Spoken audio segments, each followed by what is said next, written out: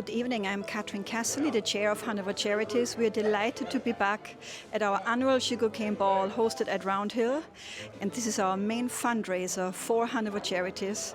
It is literally a sold-out event once again with 300 guests, which we have not seen in the past 3 years because of COVID. Hanover Charities never ceased any good work during those years. We're happy to be back with this wonderful energy tonight.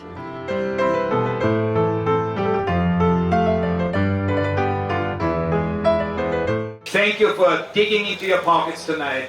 Thank you for buying that trinket that you always wanted on the silent auction for more than it's worth, because it's for a good cause. Every year we beat the odds. We make more money. Last year, despite COVID, we exceeded $600,000 in one night. The importance of what they're doing is to continue the building of the human capital of the two parishes, St. James and Hanover. Tonight was significant. They've cleared probably $750,000, which is phenomenal for a single night activity in Jamaica.